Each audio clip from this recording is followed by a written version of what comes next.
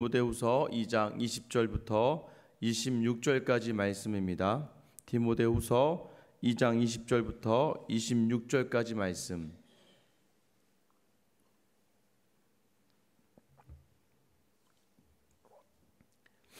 저와 여러분 한 절씩 기도하겠습니다. 큰 집에는 금그릇과 은그릇뿐 아니라 나무 그릇과 질그릇도 있어 귀하게 쓰는 것도 있고 천하게 쓰는 것도 있나니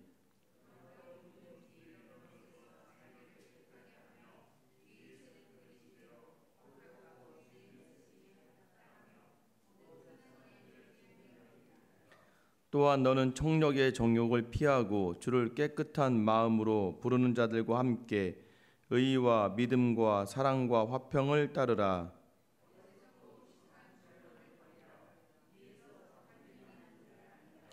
주의 종은 마땅히 다투지 아니하고 모든 사람에 대하여 온유하며 가르치기를 잘하며 참으며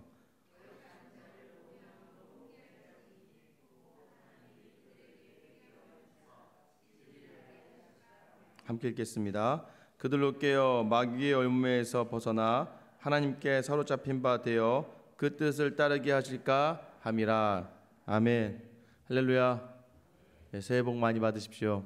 새해 복 많이 받으세요. 혹시 오늘 나가시는 길에 오늘 예배 드리시는 가정은 바깥쪽에 이제 설 예배지 있습니다. 필요하신 가정 설 예배지 챙겨서 가셔서요 예배 드리시면 되고요. 설교문도 같이 있으니까 같이 드리시면 될 것 같습니다. 저는 항상 집에 들어갈 때마다 바라는 게 하나 있습니다. 뭐냐면 집이 좀 깨끗하기를 바랍니다. 왜 이걸 바라겠습니까? 집이 깨끗하지 않기 때문이죠. 뭐 아내랑 열심히 한 2시간 청소를 해도요 아이들이 딱 10분이면 다시 다 그냥 원상복귀 되는 건 금방이더라고요. 그래서 항상 아이들이 아빠 뭐 해줄까? 아빠 내가 아빠가 필요한 거 해줄게 라고 저희 첫째나 둘째가 이야기하면 항상 제가 동일하게 이해하는 게 있습니다. 아빠 올 때까지 청소나 좀 해주렴, 여기나 좀 정리해 주렴, 이렇게 항상 얘기하죠. 깨끗해질 때 무언가 또 제가 중요한 설교를 이제 막 준비하거나 할 때는요 항상 책상을 정리를 합니다. 그래야 이제 말씀 준비도 좀 잘 되더라고요. 여러분 공부할 때 그러지 않았습니까? 공부할 때도 꼭 책상 정리를 다 한 다음에 그죠? 이렇게 뭐 공부를 하던 자던 편안하게 뭔가를 할 수 있는 것이죠. 어제도 새벽 기도 마치고 우리 또 집사님들 또 우리 권사님 해서 또 젊은 분들이 또 교회 청소 아마 오늘은 오기 힘드니까 어제 끝나자마자 또 여기 다 청소기로 돌리고 다 닦고 거의 뭐 1시간 넘게를 청소하시다가 돌아가셨는데요. 참 감사하게 생각하고 또 목요일 날은 목요일인가요? 수요일인가 이제 같이 또 우리 젊은 또 집사님들 밑에 또 4층 청소하기 위해 오셔서 다 이렇게 청소하시고 정리하시고 수요일이군요. 그래서 그날 또 같이 또 식사도 하고 아마 여러분들이 예배드리는 공간도 누군가가 그렇게 닦고 쓸고 또 닦아내면서 예배드리는 공간으로 드려지니까 우리가 깨끗한 곳에서 예배할 수 있지 않겠습니까? 처음에 왔을 때 깜짝 놀랐습니다. 교회가 많이 깨끗해서요. 사람도 없는데 교회가 많이 이렇게 깨끗하지? 그러니까 저는 잘 몰랐던 거죠. 그동안에 있었던 교회들은 직원분들이 계셔서 청소를 하셨고 어떻게 여긴 청소하나라고 생각했었는데요. 우리 성도들이 참 마음 다해서 청소해 주시는 거 보면서 저희 아내랑 저랑 좀 많이 굉장히 큰 이렇게 감동도 있고 또 도전도 되는 시간이었습니다. 여러분 어제 어떻게 사셨습니까? 부끄러울 것 없이 인정받는 일꾼으로 서기 위해서 어제 각 가정에서 시작된 그 가족들과의 전쟁 속에서 살아남으셨습니까? 저도 마찬가지죠. 이제 어제 부랴부랴 이제 또 새벽예배 마치고 말씀 좀 준비하다가 바로 또 가서 이제 아이들 이제 깨워서 태워서 이제 저희 뭐 잠깐 장모님 들렸다가 또 집으로 이제 가는데요. 오는 데까지 어떤 마음이 들까요? 밤에 이제 교회로 다시 와야 되니까 이제 와서 좀 이렇게 말씀 정리하고 또 자고 새벽기도 설교 준비해야 되니까 이제 최선을 다해서 처음에 좀 쉬고 싶고 막 힘드니까 자고 싶고 그러다가요 교회 가야지라는 생각이 드니까 막 이제 전을 구워야죠. 그래서 열심히 또 전을 굽다가 끝까지 전을 굽다가 시간이 돼서 이제 나오게 되었는데요.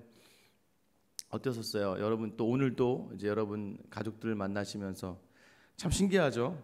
가족들이다 보니까 말을 좀 쉽게 할 때가 있습니다. 서로 간에 그렇죠?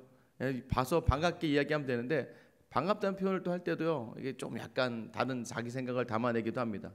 야, 너 그동안 이렇게 살이 쪘냐?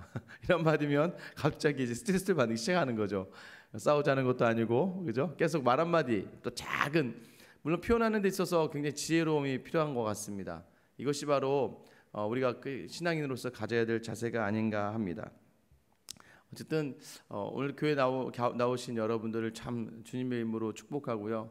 오늘 또 여러분이 선 자리에서 여러분의 가족이 더욱더 하나님 앞에 살아난 역사 있기를 주님의 이름으로 축원합니다. 제가 서두에 말씀드렸던 것처럼 깨끗한 곳에 깨끗하게 쓰임받는 것. 오늘 사도 바울은 그래서 디모데에게 이렇게 얘기하죠.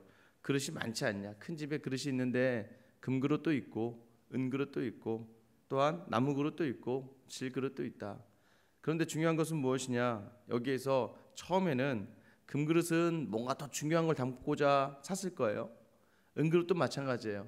나무그릇도 마찬가지고 질그릇도 마찬가지입니다. 그러나 중요한 것은 무엇입니까? 금그릇이라고 해서 무조건 쓰임받는 것이 아니다. 금그릇이라 할지라도 더러우면 쓰지 않는다라는 것입니다. 이 말의 의미는 무엇이냐면요. 깨끗하게 자기를 정결하게 깨끗하게 해놓지 않으면 결코 쓰임받지 못한다라는 것을 이야기하는 거예요. 예수님께서도 비유를 통해서 단 한 번도 너희가 뭔가를 해내라, 무언가를 해놔라, 만들어내라, 뭐 특별하게 해내라 이렇게 얘기하지 않습니다. 5달란트 맡은 자가 5달란트를 만들고요. 2달란트 맡은 자가 2달란트를 더 만들어냅니다. 무엇입니까? 그냥 하나님께서는 맡겨진 것에 대해서 충성한 사람을 똑같은 칭찬이에요. 나중에 한번 시간이 내서 읽어보시면 이 달란트 비유의 칭찬은요. 5달란트 맡은 사람과 2달란트 맡은 사람에게 동일한 칭찬으로 내려가고 있습니다. 내가 많은 걸 가지고 있으니까 많은 걸 해야지 이런 개념이 아닙니다. 내게 주신 은사가 많으니까 많은 게 아니라 내게 주신 은사만큼 하나님께 충성을 다하는 것이죠. 금그릇이면 금그릇답게, 질그릇이면 질그릇답게만 깨끗하게만 되어 있으면 하나님 반드시 쓰신다는 겁니다. 하나님은요 준비된 사람을 쓰십니다. 근데 또 반대로 하나님은요 그 사람을 준비시키셔서 쓰시는 거죠. 그러니까 제가 성경을 보니까 후자가 더 많은 것 같아요. 성경을 보다 보니까 모세, 대표적인 구약의 대표적인 인물이 모세고요. 신약의 대표적인 인물이 바울인데요. 둘 다 보세요. 하나님 어떻게 하시나요? 하나님이 준비시키세요. 모세 막 자기 힘대로 했던 사람을 미디안에서 40년을 푹 고아놓은 다음에 그다음에 그다음부터는 못한다고 자기는 아니라고 한 사람을 굳이 하나님이 강권적인 은혜로 이 출애굽의 놀라운 역사를 이루어 나가게 하지 않으십니까? 바울은 어떻습니까? 유대인이죠. 바리새인이었죠. 예수 믿는 자들을 그가 알고 있는 구약의 모든 율법의 지식들 그것을 가지고 하나님께서는 처음에는 그가 예수 믿는 사람을 잡아 죽이기도 하고 스데반을 죽이는 자리에 맨 앞에 서기도 했던 그 죄인 중에 괴수라 불리우던 바울을요 하나님이 은혜로 다가가시고 만져주셔서 예수님이 다메섹에서 만나주신 이후부터는 바울은 단 한 번도 거치지 않고 하나님 앞에 온전하게 자기 목숨을 내어드리는 삶을 살게 됩니다. 무엇입니까? 하나님이 준비시키시는 거예요. 하나님께만 집중하고 하나님의 은혜로만 살 수 있게 하나님께서 자기 사람을 만들어 가십니다. 이게 성도의 샘플일 경우가 더 많은 것 같아요. 그래서 우리는요 은혜로 서 있는 사람입니다.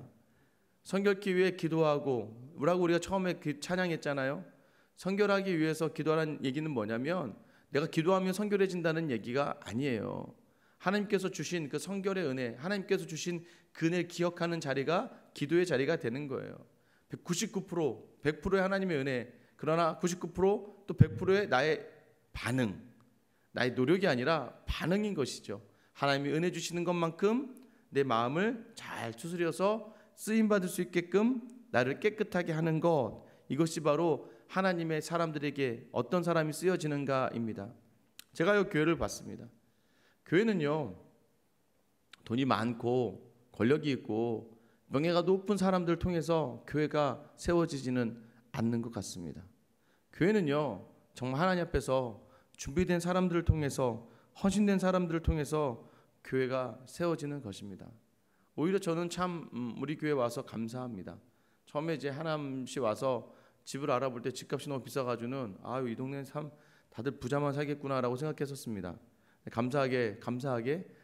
감사하게 아, 그렇지 않구나. 그러니까 하나님이 하나님의 교회를 세우시는 것도 마찬가지죠. 우리 교회 성도들 통해서 일하시는 하나님은요, 항상 하나님께서는 마음으로 하나님의 교회를 사랑하고 정직하게 하나님 앞에 서려고 하는, 그래서 깨끗한 마음으로 나아가는 사람을 통하여 그 공동체를 세워 가시는 것이죠.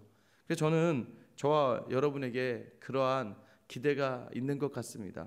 우리를 통해서 하실 이 교회를 통해 일하신 하나님이 참 기대가 되더라고요. 왜 그렇습니까? 다 준비시키셨더라고요, 보니까. 저도 그렇게 준비시키셨고 여러분들도 그렇게 준비시키셔서 하나님이 뭘 하든 감사할 수밖에 없게, 하나님이 뭘 이루어지든 하나님의 은혜에 참 우리가 감동할 수밖에 없는 그런 상황으로 만들어 가시는 것 같더라고요. 그러면서 바울이요 디모데에게 이야기하면서 정욕을 피해라라고 합니다. 청년의 정욕을 피하고 어리석고 무식한 변론을 피하라라고 이야기하죠. 여기서 말하는 청년의 정욕은 성적인 부분을 포함하지만 성적인 부분보다는요 이런 얘기죠. 청년들은요 곧장 자기 이야기를 잘합니다. 자기 주장을 잘 이야기합니다.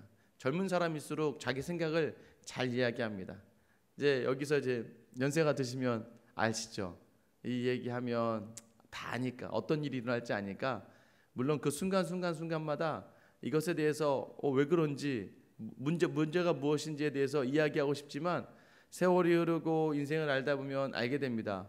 그 말들이 다 오늘 사도 바울이 이야기한 것처럼 어리석고 무식한 변론이었다는 것을. 청년들은 참 곧장 자기 말을 잘합니다. 목사가 참 사역하기 쉬운 분들은 한 이제 50세 이상 장년분들입니다. 50세 이상 되시고 교회 좀 오래 정도 다니신 분들은 저와 이렇게 딱 만나면요 저를 그냥 목사님으로 받아들이며 시작합니다. 목사님이 우리 집에 오셔서 예배드리시고 말씀 나눠주시는구나 해서 이미 가서요, 그런 분들은 정말 1년에 한 번 정도만 신방을 해도 정말 1년 내내가 항상 그냥 계속 같이 만난 것 같은 느낌이 들죠. 젊은 분들, 특히 청년들은요 그렇지 않습니다. 막 5번을 만나고 10번을 만나서 막 밥을 계속 사주고 계속 기도해주고, 아무리 수련회 가서 큰 은혜 감동이 있어도요 요즘 청년들은 안 그래요. 제가 김재윤이 누구인가가 확실히 확인되어지는 검증을 거쳐야 그 다음부터 저를 목사로 인정합니다. 근데 청년들은요 그렇게 검증돼서 목사로 인정하다 보니까 굉장히 충성합니다. 청년들이 무서운 거죠. 여러분과 이 국가 안에서도 청년들이 무서운 이유가 무엇입니까? 막 데모 앞에 서서 막 화염병 던지고 한 청년들 왜 그렇습니까? 그때 열정과 막 그런 막 불의에 대한 막 항거하는 그런 모습들이 있는 거죠. 깨달아지는 것에 대해서는 몸을 불사를 정도의 그러한 장점이 있는 반면에 단점은 무엇입니까? 자기가 바라보고 있는 세상이 다인 것처럼 살아가는 것이죠. 그러다 보니까요 넓지가 못해요. 어떤 것이 부족합니까? 아쉬운 것은 이제 역사 개념이 없는 거예요. 역사 개념이 없습니다. 그러니까 자꾸 기성세대, 그러니까 유해 세대와 부딪힐 수밖에 없는 일들이 발생하는 것이죠. 이 역사 개념이 없다는 것이 무엇입니까? 예전에 교회에서 그런 것이 있어요. 청년들이 자꾸 교회 가지고 올 때 커피를 가지고 들어오는 거예요. 음료수 가지고 들어오는 거예요. 그럼 그것을 보고 있는 어른들이 굉장히 마음이 상합니다. 예배 시간에 자꾸 뭘 마시고 예배 시간에 자꾸 뭘 먹어. 그런데 또 이해가 되는 건 청년들은 합리적으로 얘기합니다. 졸리지 않으려고, 예배 집중하려고 마시는 거예요 라고 얘기합니다. 근데 그러다 보면 어떻게 합니까? 커피를 쏟기도 하고 나가다 흘리기도 하고 먹다가 흘리기도 하고 그러잖아요. 근데 어른들의 눈에는 그게 굉장히 못마땅하죠. 왜 그럴까요? 교회는 정말 자기 몸과 같았습니다. 자신의 온 힘을 다해서, 물질을 다해서, 자신의 온 피와 힘을 다해서 교회를 세웠고, 이 교회가 세워질 때마다 저 의자 하나에 자기의 정말 모든 것들, 저 벽돌 하나에 자기의 모든 것들 해놨는데, 자기가 정말 목숨을 걸고 이 세상에서 가장 중요한 자리를 교회로 생각하고 해놓았던 것들인데 거기다가 커피를 흘리고 하니까 마음이 상하죠. 그 마음을 몰라주는 거죠. 그 마음을 몰라주니까. 또한 청년들이 잘 모르는 게 있죠. 제가 지금의 상황을 두둔하고 하는 것이 아니라, 어른들은 자녀들을 넉넉한 마음으로 품어줘야 되는 것입니다. 그게 어른이죠. 성숙입니다. 그러나 자녀들에게 필요한 것은 공경이죠. 무엇을 공경해야 됩니까? 성경은 어른이라는 것만으로 공경하라고 이야기합니다. 왜 그러냐면요, 그게 바로 역사 개념입니다. 살아온 세대가 다르죠. 70년대 80년대 그 부모들의 세상에선 정말 그 불의를 어쩔 수 없이 몸으로 감당해내고, 또 억울하고 힘든 상황을 어쩔 수 없이 살아냈던 부모 세대가 있어요.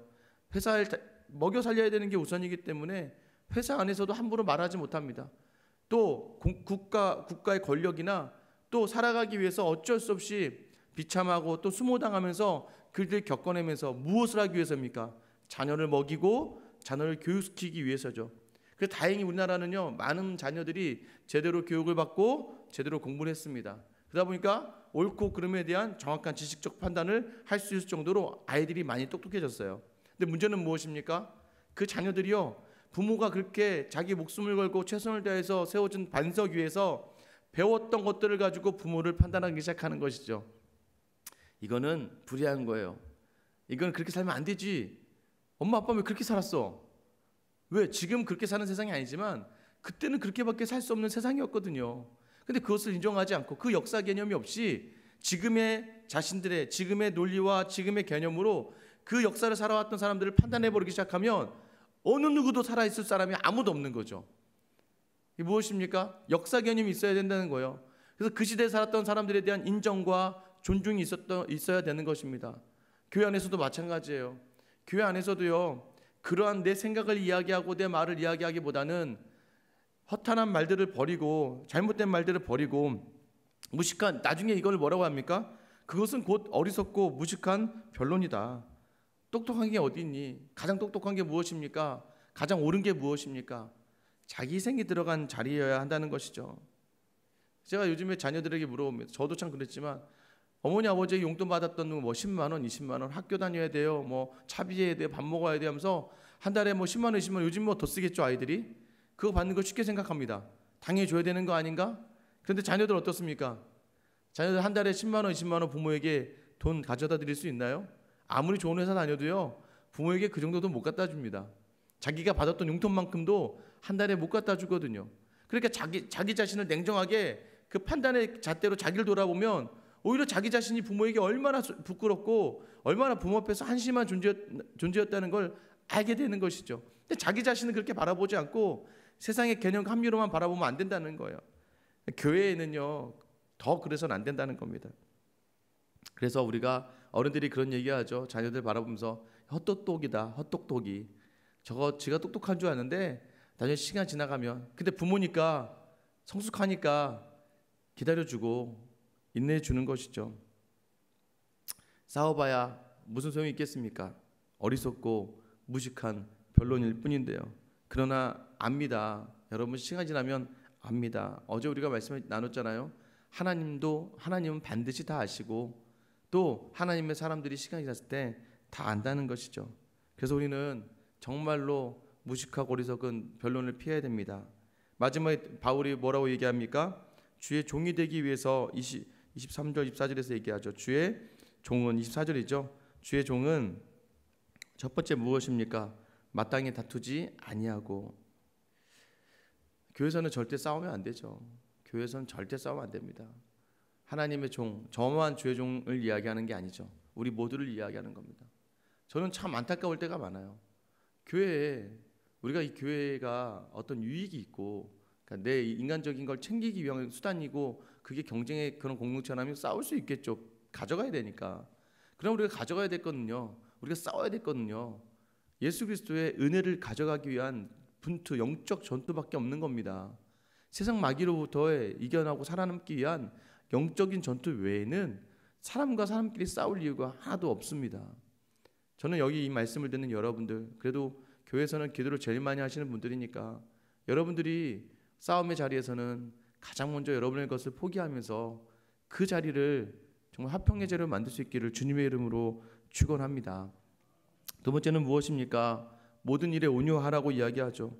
모든 일이라는 건 뭐냐면요, 네가 좋아하는 사람, 네가 이뻐하는 사람, 네가 마음에 드는 사람에게만 온유한 게 아니라 교회 안에 있는 모든 사람에게, 또 교회 안에 행해지는 모든 일에서는 온유해야 된다는 걸 이야기하는 거예요. 여기서 온유라는 단어는요, 여러분 야생마가 막 뛰지 않습니까? 야생마 막 뛰어가는 그 야생마가 단 한 사람, 자기를 사육했던 사육사에게 기다려지는 거예요. 그 온유가 온유이거든요. 그럼 여기서 온유하다는 말은 무엇입니까? 나는 세상에서 거칠 것 없는 야생마 같은 사람이지만 하나님의 말씀에서는 무조건 순종하는 그 훈련된 사육된 말과 같이 교회 안에서 예수 그리스도의 몸 아닌가요? 예수 그리스도의 몸을 섬김에 있어서는 모든 일들에 대해서는 정말 내가 세상의 생각과 세상의 방법이 아니라 그리스도의 마음과 그리스도의 말씀을 담아서 내가 섬기겠다라고 작정하는 것을 모든 일에 온유하다라고 이야기하고 있는 거예요. 그 다음에 가르치기를 잘해야 된대요. 가르치기를 잘해야 된다라고 하면 갑자기 나이 많으신 권사님들은 아이고 나 성경이 봐도 기억도 안 나고 아무것도 못하는데, 그게 아니에요. 몸으로 가르치는 거죠. 말로 가르쳐봤자요 안 좋은 것만 남습니다. 그렇죠? 우리도 알잖아요. 말만 하는 사람들 알고 있습니다. 말만 하는 사람들 몸으로 가르쳐줘야 돼요. 몸으로. 근데 제가 아이들 막 뛰어다니면 놔두라고 했잖아요. 아이들 막 예배당 뛰어다녀도요 애들이 뛰어다니는 게 정상입니다. 애들이 갑자기 앉아가지고 조속하게 앉아서 막 아멘 아멘 이러고 있으면 그 약간 애기 이상하죠. 그런 애들은 병원에 데리고 가죠. 왜냐하면 그런 아이들은 아이는 아이거든요. 근데 그 아이들에게 뭘 보여줍니까? 제가 부디 부탁드리고 싶은 건 막 애들 뛰어다닌다고 야 임마 뛰지 마 임마 목사님 말씀 전하시 이렇게 할 필요 하나도 없어요. 그냥 여러분이 저의 말씀에 집중해 주면 되는 거예요. 아들이 뛰다가도요 그럼 그 엄마 모습 보면서 뭘 배우는 거예요? 아, 예배 시간엔 앉아서 듣는 거구나라는 걸 몸으로 배우는 거죠. 여러분 가르치는 걸 몸으로 가르쳐야 됩니다. 오늘 여러분의 가정에서 자녀들과 함께하는 시간에 몸으로 가르치는 거예요. 예배를요 예배 순서지 놓고 예배를 드리기 전에 몸으로 가르쳐주는 것이 중요합니다. 무엇이 예배인가, 어떻게 드리는 것이 예배인가가 굉장히 중요한 것처럼 교회 안에서는요 믿음의 선배들에게 몸으로 가르치기를 원하고 있는 것이죠. 그것이 무엇입니까? 하나님 앞에서 순종하는 모습들, 헌신하는 모습들, 다른 사람을 섬기는 모습들이죠. 또 잘 참아야 된대요. 이거는요 그리스도의 사랑을 품은 사람에게는, 제가 고린도서 13장 사랑에 대해서 얘기하며 말씀드렸잖아요. 사랑은 오래 참고, 그죠? 그리고 마지막에 사랑은 6절 말씀에 모든 것을 참으며로 끝난다고 했잖아요. 성품은 참음으로 시작돼요. 그러니까 하나님의 사랑은 참는 자에게 그 사랑의 모습이 나타나는 거예요. 혼자 참으면 제가 죽는 거라고 얘기했어요. 그러나 그리스도 때문에, 그리스도로 말미암아 오늘도요 마찬가지예요. 속으로 주여 하면서 참아내시는 그 시간에 우리 가족이 살아날 줄 믿습니다. 그리고 또 무엇입니까? 거역하는 자들이 있으면요 온유함으로 훈계하래요. 참 이게 우리한테 힘들죠. 나를 거역하면, 나를 무시하는 것처럼 느껴지면 마음에 막 분이 일어나고 뭐 화가 나죠. 지가 내가 너한테 어떻게 했는데 라고 생각하면서 막 마음에 막 분이 일어나기 시작합니다. 그런 거역함에 있어서 어떤 마음을 가지라는 거예요? 그때 십자가가 담겨지는 거예요. 나도 그랬었는데, 나는 더 심했는데, 바울의 고백이 더 있어야 되는 겁니다. 죄인 중에 괴수는 그래 맞아 나야. 그때마다 하나님의 마음이 묵상되어질 때 우리는 그 시간을 감당해낼 수 있습니다. 막 화가 났다가도 나를 거절하고 나를 거역하는 그 사람들 마음에 그래 나도 그랬지. 예전에 제 제자 중에 제가 처음 이제 세상 물을 먹고 직장 생활하고 제가 운동도 했었다고 말씀드렸잖아요. 얼마나 거칠었겠습니까? 얼마나 되게 무서웠어요. 아이들 막 잡고 막 그랬는데요. 처음에 사역실 고등부를 갔는데요. 제가 항상 제 첫사랑이라고 이야기하는 저희 그 제자 하나가 있습니다. 아니 이놈이 설교를 할 쯤 되면, 찬양이 끝나고 설교를 할 쯤 되면 일어나서 나가는 거예요. 나갔는데 혼자 나가는 게 아니라 한 애들 둘을 데리고 나가는 겁니다. 저놈이 왜 저럴까 했는데 저도 그때는 막 혈기가 가득했던 때니까 제가 한번 나가는 애들을 잡았습니다. 뒤에서 야 나가지 마, 예배 다 끝나고 나가. 그래서 이제 넣어놨죠. 그러다 그 다음 주였는데 또 나가려고 하길래 닌 나가지 마, 나가면 혼날 줄 알아. 근데 갑자기 이놈들이 제가 딱 섰는데 일어나서 나가버리는 거예요. 순간 너무 화가 확 났습니다. 근데 이제 또 중직자들 자녀들이었거든요. 그 주도하던 놈이 하나 있었습니다. 그 놈이 아주 독한 놈이라고 교회에서 아주 신이 없다를 증명하고 다니던, 중학교 3학년 때 웬만한 철학 서적을 읽고서는 애들을 막 선동시키던 그런 아주 주범 중에 하나였습니다. 제가요 다음 주에 보자 너 작정하고 그 다음 주에 제가 그 놈을 잡아다가 때려서라도 내가 사역을 그만뒀으면 그만뒀지, 그때 혈기가 왕성해서 내가 저놈을 어떻게든 내 잡아서 아주 가만두지 않으리라. 내가 아주 그냥 그 혼쭐을 내야지 작정하고요. 작정한 다음에 학교로 갔습니다. 학교 가서 이제 월요일, 화요일, 수요일, 목요일, 이제 금요일이면 오전에 마지막 체프를 드리고 오후에 이제 집으로 갑니다. 오전까지 내가 그놈을 가만두지 않을 거야. 이번에 나가게 되면 반드시 쫓아가 내가 잡아서 아주 그냥 혼내줘야지라고 작정하고 있었어요. 금요일 날 채플이 드려지는데요. 사실 뭐 채플이 뭐 은혜가 있었 매일 드리는 예배니까 마음이 막 이렇게 감동이 있지는 않았어요. 그런데 그때요, 기도하는 시간이었는데, 그냥 기도하는 시간이었는데, 잠깐 기도하고 빨리 가야 되니까 기도하는 그 시간에 하나님께서요, 저희가 엄청나게 강한 하나님의 마음을 부어주셨는데요. 그게 뭐였냐면 네가 더 나쁜 놈이다라는 그러한 음성이었어요. 생각해보니까 제가 고등학교 1학년 때 임력원을 하고 있었는데요. 회장을 했습니다. 고등부에서 회장을 하고 있는데 너무나 좋아하는 우리 전사님이 있었어요. 전사님 너무 좋았습니다. 같이 놀러도 가고 맨날 그 집에 가서 전사님 집에서 거의 먹고 자고 하면서 라면 끓여 먹으면서 막 게임도 하고 막 잘 배우고, 또 여전히 지금도 제 마음속에 그 전사님이 막 침을 막 튀기면서 설교하던 그 모습이 아직도 저에게는 멋있는 모습 중에 하나였거든요. 근데 그 전사님이 갑자기 교회에서 쫓겨났습니다. 그 당시에는 이제 통합증, 합동증 많이 갈려져 있으니까 다른 교단 교재를 쓰는 것 때문에 그 이제 전사님이 이제 나가게 됐어요. 근데 고등학교 1학년 그 젊은 아직 어린 나이 애들이 막 화가 막 나잖아요. 우리 전사님 쫓겨났어. 하면서 막 다들 막 전사님 나가는 날 울고 막 그랬는데요. 새로운 이제 전사님이 있지 않았겠습니까? 새로운 전사님이 그냥 미운 거죠. 미우니까 제가 회장이었잖아요. 그 전도사님이 자 우리 기도 모임 하자 그러면 제가 애들을 다 데리고 딴 데 갔습니다. 야 가지마, 딴 데 다 모여. 요즘 딴 데 다 애들 모아다가 딴 데 가고, 전사님 뭐 하자 그러면 제가 막 계속 앞장서서 막 반대를 하고 막 그랬던 거죠. 그러다가요, 근데 나중에 그래도 뭐 그분하고 잘 이제 졸업을 하게 됐긴 했지만 처음에 엄청 그분을 힘들게 했었거든요. 근데 기도하다가 그 마음을 주신 거예요. 야 네가 더 나쁜 놈이다. 너는 전도사님을 왕따시켰잖아. 저 아이는 왜 나간지 모르지만 너 하나지만 그래도 너에 대해서 더 악하지 않은데 네가 더 나쁜 놈이야 라는 마음을 확 주셔서요, 엄청 회개 기도를 했습니다. 엄청 회개 기도를 하고요, 주일날 딱 갔는데 역시 그 아이가 나가는 거예요. 제가 속으로는 나가는구나 했다가요, 나중에 예배가 맞춰지고 그 아이가 들어왔어요. 이제 그 아이도요 어느 정도 지도 생각을 한 것 같더라고요. 저 사람이 나를 가만두지 않을 것이다 라고 생각을 했었던 것 같아요. 놀러 와봤더니 이제 뭐 이렇게 하면서 왔습니다. 근데 제가 그 아이를 이렇게 그냥 이렇게 안아줬던 것 같아요. 그래 열심히 해라. 뭐 무슨 일인지 모르겠지만 네가 그럴 수 있지. 그래라 하면서 이제 이렇게 툭툭툭 안아주고 데려보냈습니다. 근데 그 다음날 아주 장문의 편지가 왔습니다. 장문의 편지가. 근데 그 아이는 어려서부터 그 선천적으로 당뇨, 그 소아당뇨 1기생이라 그러더라고요. 어려서부터 당뇨가 있어서요. 이게 당이 떨어지면 지금 스스로 이제 막 주사기로 하루에 이제 3번씩 인슐린을 하는데 어린 나이부터 이제 그걸 한 거예요.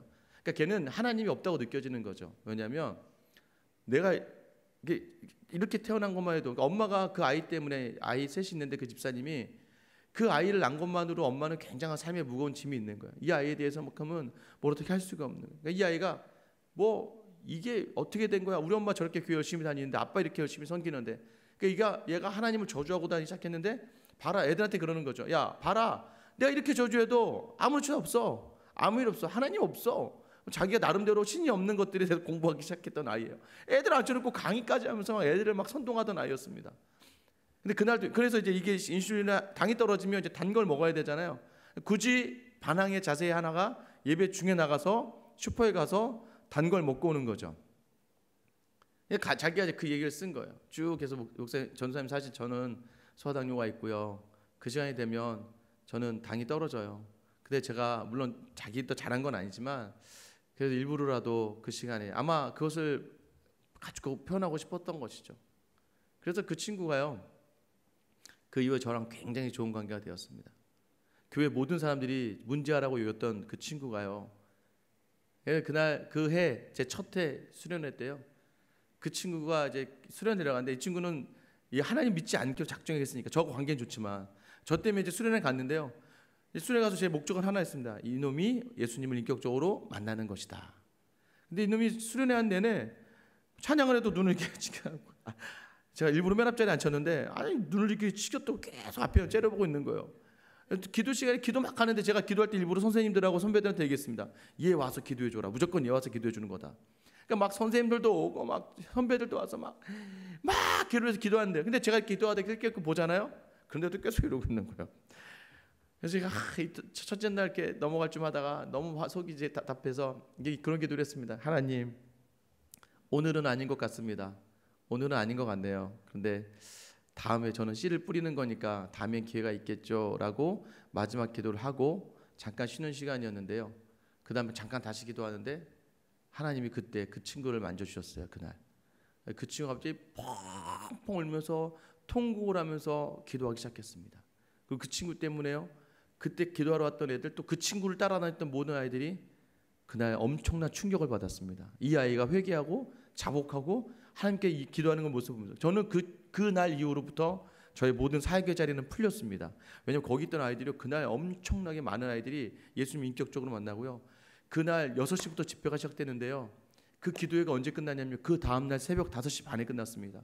애들이 밤새 쫙쫙이 부르짖고요. 아니 저는 나와 있었습니다. 1시부터 저 나와 있고요. 저는 야 빨리 기도하고 나오라고 나와 있었는데 제 숙소에서 막 애들이 막 벽을 두드려 가면서 막 통곡을 하면서 기도하는데요. 선생님이 전화 있다가 아 나 자야 되는데요 선생님.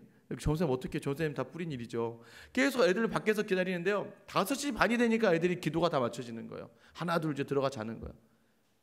그 일 이후부터 매 수련회마다 매 예배마다 감동이 있고 감격이 있고 변화되는 아이들이 있었죠. 지금은 이제 그 친구가 미국에서 지금 신학을 하고 있습니다. 제가 이 교회로 왔을 때요, 이 교회 온다고 했을 때 그 친구가 얼마나 좋아했는지 몰라요. 왜 좋아했는 줄 아세요? 자기는 아무리 봐도 목사님은 큰 교회 가서 섬기는 거 싫어했다는 거예요. 목사님은 그렇게 하면 자기는 서운하다는 거예요. 제가 그래서 이런 교회에 이렇게 생생하게 이렇게 오게 됐었더니 저한테 주었던 메시지 하나가 목사님 정말 감사합니다였습니다. 목사님 정말 감사합니다. 저한테 그런 메시지를 주더라고요.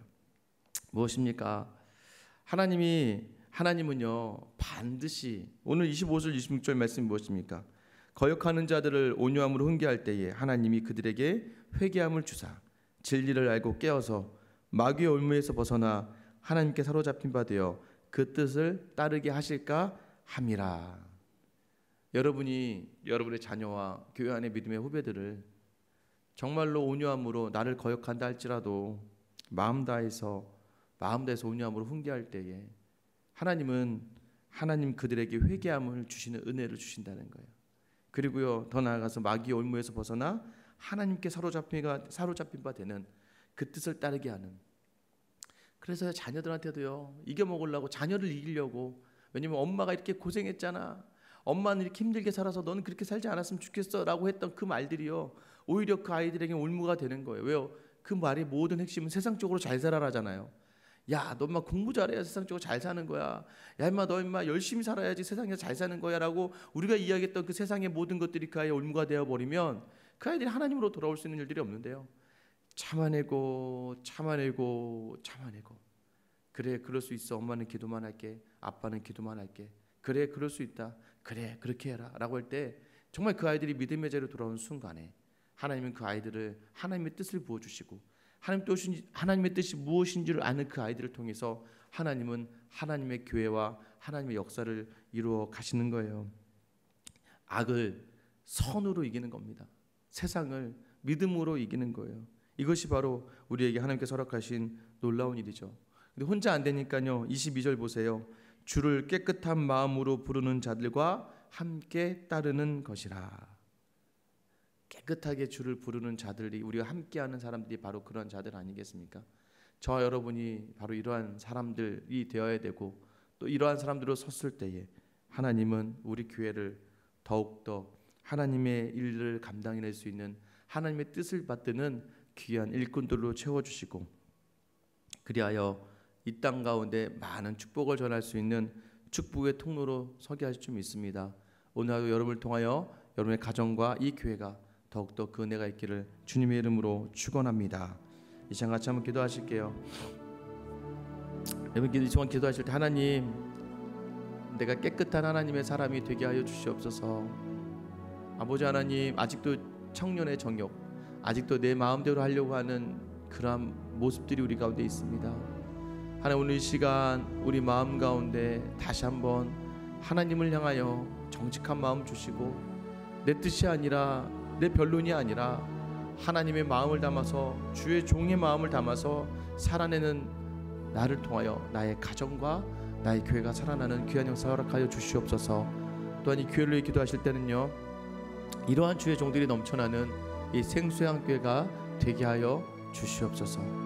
또 이 명절 중에 있죠. 오늘 이 나라를 위해서 기도했으면 좋겠습니다. 하나님, 이 나라 위에 하나님 은혜 부으셔서 화합의 장으로 올해 정말 우리나라가 하나 될 수 있는 은혜를 내려 달라고 이 시간 주님 이름 한번 부르며 기도하며 나아가겠습니다. 주여, 하나님